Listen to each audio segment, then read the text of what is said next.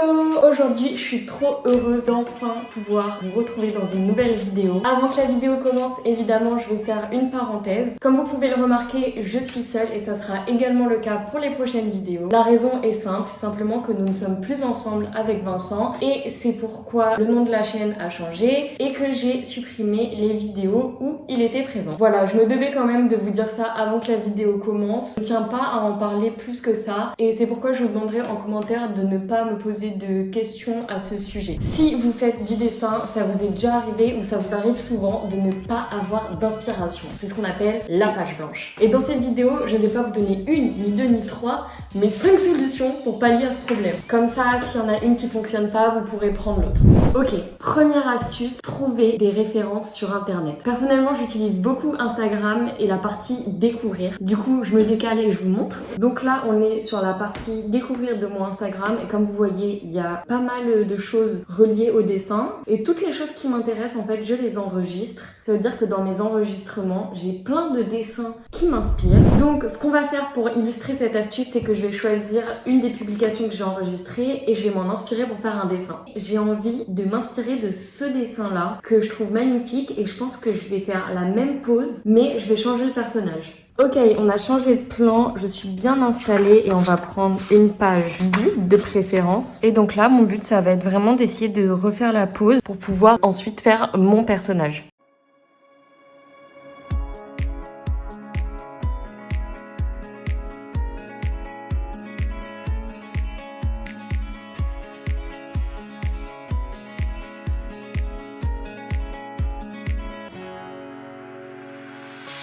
The sun lays so brightly up in the summer sky. I shouted at the mountains. Donc là, j'ai terminé le croquis et j'ai gommé avec la gomme mi-teint et je vais pouvoir passer au crayon de couleur. And the heavens cried, our world torn asunder. Her heart said goodbye.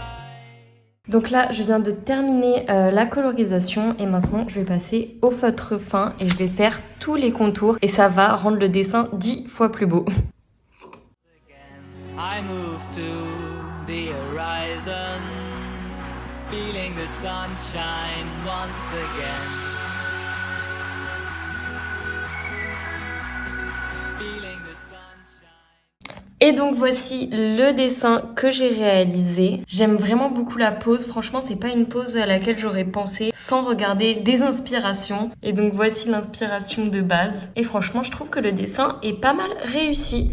Ok, passons à la deuxième méthode. Cette fois-ci, vous allez simplement avoir besoin de vos vieux dessins, de vos vieux carnets. Vous allez un petit peu feuilleter, voilà. Là, vous vous dites...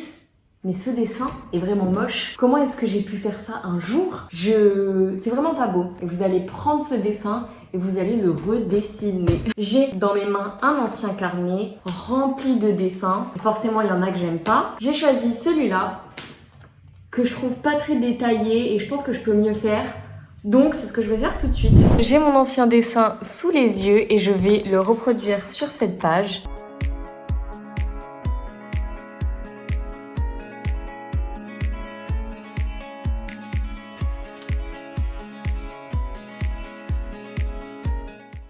Donc là, j'ai terminé mon croquis. On peut voir que j'ai changé pas mal de choses. Déjà, la forme de la tête. Ensuite, l'orientation des yeux, des moustaches. Ça le rend plus triste quand c'est dans ce sens. J'ai aussi changé l'orientation des mains. Elles sont plus toutes droites comme ça. Vous voyez, on voit bien qu'il est de face. Et donc, les mains sont pas droites, quoi. Elles sont comme ça sur le côté. Et j'ai un petit peu aussi changé sa chemise et mis des petits traits sur son haut. Je passe la gomme mi-teint et je vais passer aux couleurs que je vais faire au Posca.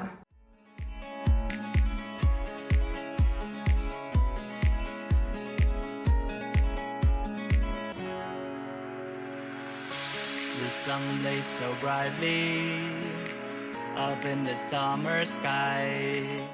Vous vous rendez compte quand même que j'ai oublié de dire que j'avais rajouté une queue et en plus de ça j'allais encore oublier de la colorier. Vraiment elle est... je sais pas, c'est comme si je la voyais pas en fait. Je termine avec le contour et je vous montre le résultat. I shouted at the mountains, watch me shine. Et voici donc les deux dessins côte à côte. Je pense vraiment qu'il y a une évolution de celui-là à celui-là. C'est peut-être pas très visible pour vous, mais moi je préfère largement celui-là. Troisième astuce pour pallier à votre problème de page blanche. Là, je vous vois à votre bureau, sur votre table, en train de vous creuser la tête, regarder le plafond pour trouver une idée. Regardez plutôt les choses qu'il y a sur votre table et vous en prenez un que vous aimez bien et vous allez le dessiner.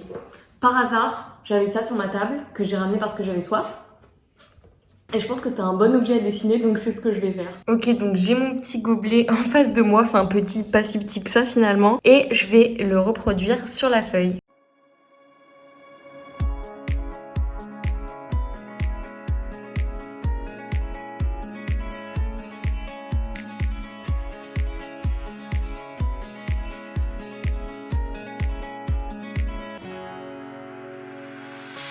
The sun lays so brightly up in the summer sky.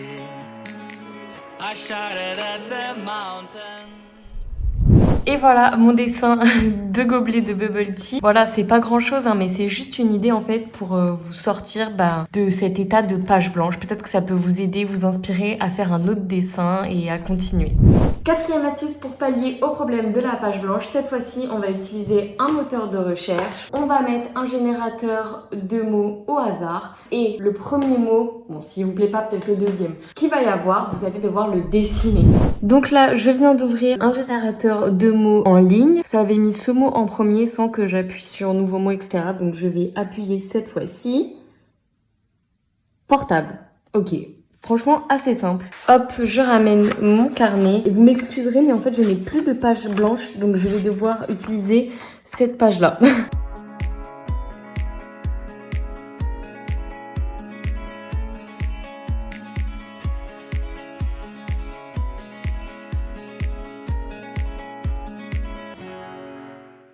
Et donc comme vous le voyez là, j'ai dessiné un très vieux téléphone portable parce que je trouvais ça drôle. Encore une fois, je l'ai pas fait parfaitement, c'était pas mon but. Vraiment, le but de la vidéo, c'est de vous montrer comment avoir des idées. Et c'est sur ce que je vais terminer cette vidéo. N'hésitez pas à me dire en commentaire l'astuce que vous avez préférée. Personnellement, c'est la première et de toute façon, je pense que c'est le dessin qui a le mieux rendu de la vidéo. On se retrouve très vite pour une prochaine vidéo. Bye!